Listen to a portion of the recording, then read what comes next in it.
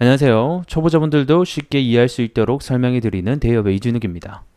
자, 우리 동양철강 오랜만에 주가 고가 8%의 상승이 나오게 됐는데, 이러한 상승 배경으로 오늘 좀 예상되어 있던 기사 내용이 나오게 되었습니다. 자, 앞전 시간에 IR 담당자 통화를 통해서 이 앞으로 동양철강이 대왕고래에 관련돼서 입찰 참여 가능성 있는지 여부를 체크를 해봤었죠. 그래서 오늘 상승이 나왔던 해당 기사 내용 함께 보도록 하면서 얘기해 보도록 하겠고, 자, 그리고 이어서 이 주관사 입찰 참여 과연 할까? 이런 부분들, 그리고 수급적인 측면에 대해서도 오늘 좀 얘기를 해볼까 합니다. 현재 이 수급과 관련해서 이 땡땡땡 애들이 좀 관여를 하고 있는 것으로 보이는데, 어떤 애들이 관여해서 또 장난질을 치고 있는지, 그리고 향후 다가오고 있는 대왕고래 일정은 또 무엇이 있는지까지 전반적으로 오늘 영상을 통해서 알려드릴 수 있도록 하겠습니다. 자, 오늘자 동양철강의 상승 이유부터 함께 보도록 하겠습니다. 자, 요런 뉴스가 함께 나왔는데, 자, 동양철강 이 석유 강간으로 대왕고래 프로젝트 노릴까 입찰 참여에 관심이 있다라는 뉴스가 나오게 됐습니다. 자, 입찰 참여 관심, 요게 이제 중요 키워드로 작용을 하면서 시장이 좀 부각을 받은 것 같죠. 제가 앞전 영상에서 IR 담당자, 즉 회사 측에다가 직접 통화를 통해서 너희들 차후에 대왕고래 프로젝트 입찰 참여하면 관심 있어? 라는 질문에 이렇게 대답을 했었죠. 가능성이 높다. 그래서 추후에 참여 의향? 우리는 of course 무조건 참여해야지. 이렇게 좀 강한 어떤 어투로 어필을 했다라는 겁니다. 이게 얼마만큼 좀 중요하냐면, 그러니까 지금 대왕고래 프로젝트 때문에 동양철강의 주가도 올라갔었고, 그리고 제가 여러 회사들의 IR 담당자를 통화를 하면 사실 대부분의 반응은 이렇단 말이에요.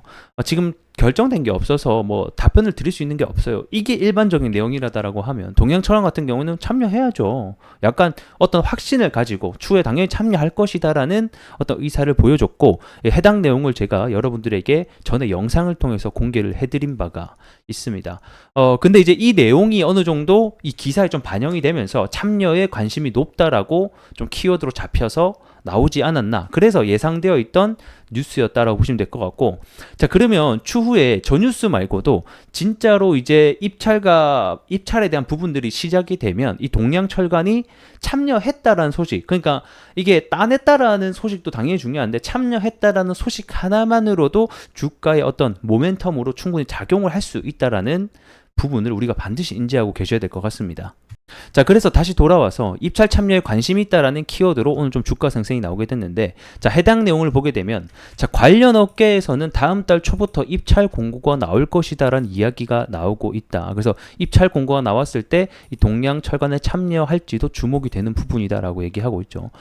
그럼 여기서 뭐가 중요하냐면 이 입찰 공고가 어떤 입찰 공고냐, 요게 중요한 거거든요.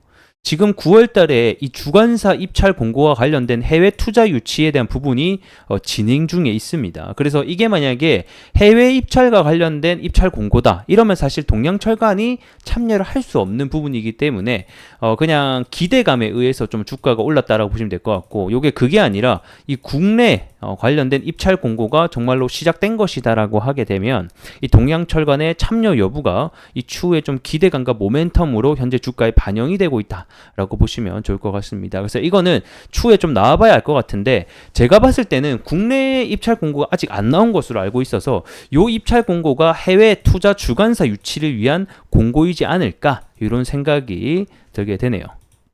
자, 그래서 해당 내용을 이제 쭉쭉쭉 내려보게 되면 이 동양철강 같은 경우에는 다들 아시다시피 이 수도관 이 관련된 공급을 해오다가 현재는 이 가스관과 송유관 여러 가지 그 파이프 이 관련된 간간이 파이프를 얘기하잖아요. 그래서 이런 석유라던가 가스를 결국에는 이동을 할 때 쓰이는 관광과 관련된 제품을 판매를 하고 매출을 내고 있는 회사다라고 보시면 될 것 같고, 자, 그러면 이 동양철강이 주목을 받는 이유에 대해서 여기에 이제 좀 뉴스가 나와 있는데, 자, 동양철강은 배관용 강간에 관련돼서 여러 가지 두께에 대한 강간을 제공을 하고 있다라는 게 일단은 뭐 주된 내용입니다. 뭐 API, OL 이런 건 이제 제품 그 명이 될 것 같고, 요 해당 내용을 좀 간단하게 좀 설명을 시켜드리면, 앞전 영상에서도 말씀을 드렸지만 이 동양철강이 얘네들이 자기네들이 참여하고 추후에 입찰 공고를 따낼 확률이 높다라고 얘기하는 것 자체가 얘네들은 SAW 강간을 생산을 하고 있는데 이걸 생산하는 업체가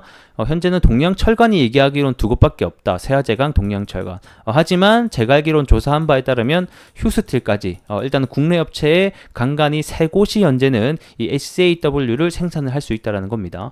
자, 그래서 이 SAW가 뭐냐를 간단하게 설명드리면 이 왼쪽에 보시는 게 이 SAW인데 말 그대로 이 오른쪽 대비해서 굉장히 강간이 크다라는 것을 알 수가 있죠.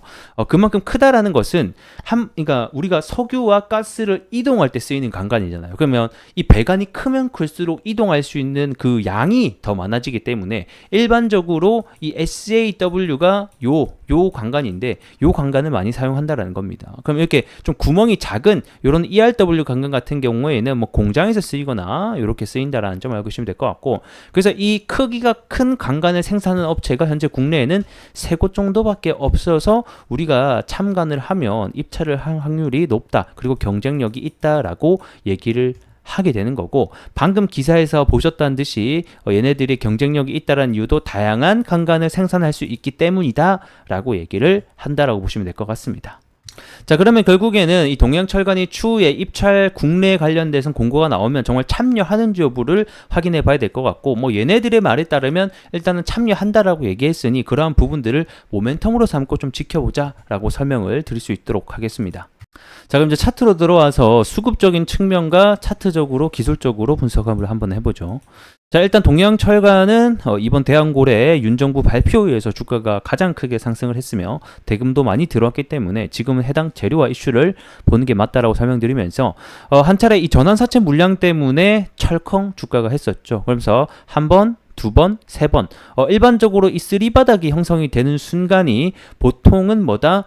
이 바닥에, 그러니까 지지가 되는 부분이다. 그러니까 하락이 멈추는 구간이 나온다라고 보실 수 있을 것 같고, 이렇게 하락을 저점을 이탈을 해오다 어느 순간 되니까 지지를 하죠.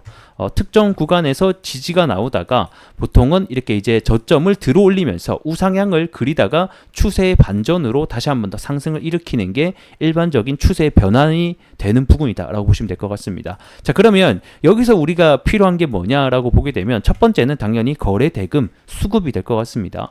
요쪽 이렇게 세 군데 현재 매물대가 형성되어 있기 때문에 1차적으로 우리가 뚫어야 되는 관건인 요쪽 매물대를 뚫기 위해서는 이 아랫단에서 강한 수급이 들어와줘야지 이제 추세를 돌이키기 위한 수급이 돈이 들어왔구나라고 확인해 볼 수 있을 것 같습니다. 그래서 지금은 우선 하락이 멈추고 횡보를 하는 진입의 구간에 해 있기 때문에 이 아랫단에서만 지지선이 깨주지 않는다라고 하면 충분히 다시 한 번 더 대한고래 일정이 차후에 많이 남아 있기 때문에 상승 역시 가능할 것으로 현재 좀 보여지고 있습니다. 그뿐만 아니라 전환사채 가격이 약 730원 요쪽 가격이기 때문에 보통 이 전환사채 아래 가격으로까지는 잘 빠지지 않고 전환사채 가격인 730원을 지켜준다라는 어떤 특징이 있기 때문에 이 가격 아래까지는 좀 빠질 확률이 적다라고 보고 있습니다.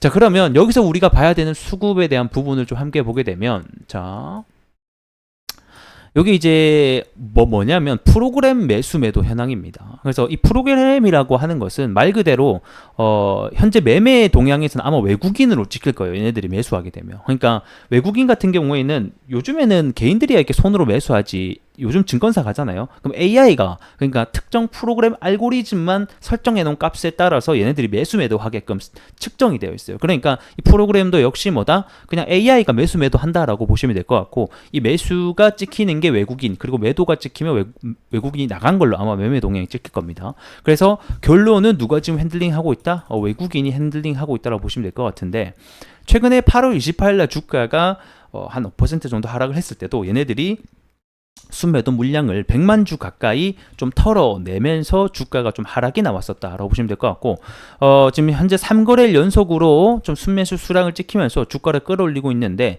오늘 8% 올린 주가의 주수급 범인도 58만 주 이상 순매수를 하면서 얘네들이 범인이 되겠다라고 보시면 될 것 같습니다. 그래서 뭐 사실 10만 주, 20만 주 이렇게 사는 거는 큰 의미가 없는데, 뭐 50만 주, 100만 주 이상 뭐 매도세와 매수세를 낸다라는 것은 그만큼의 뭔가 호재라던가 악재가 있다라고 보시면 될 것 같아서 얘네들의 매수세가 들어오는지에 대한 부분을 함께 확인하시라 이렇게 설명드리겠고, 그리고 이제 수급이 터질 때 있죠. 수급이 터질 때는 얘네들이 크게 관여에 대한 부분이 높진 아마 않을 겁니다. 그래서 이렇게 지금 현재 수급이 없는 정체되어 있는 상황에서의 외국인의 매매 동향이 중요한 역할을 하기 때문에 보자라고 설명드리겠고, 이 프로그램 매매 같은 경우에는 단타로 일반적으로 짜여져 있습니다. 그러니까 얘네들도 밑에 사서 위에서 그 매도하고 또 그 밑에 주가 내려오면 또 사고 팔고 이렇게 한다라는 거예요. 그래서 얘네들이 뭐 매집한다라고 해서 주가가 막 뭐 무조건 2배, 3배 간다 이렇게 보지 마시고 단타로만 그냥 수급 추이를 보시는 정도로만 보자, 이렇게 좀 설명을 드릴 수 있도록 하겠습니다. 자, 오늘 영상 좀 길게 촬영을 했는데 좀 해당 내용 도움 되셨으면 좋을 것 같고요. 자, 좋아요, 구독 한 번씩 부탁드리면서 전 또 다음 시간에 더 좋은 영상으로 찾아뵙도록 할게요. 고맙습니다.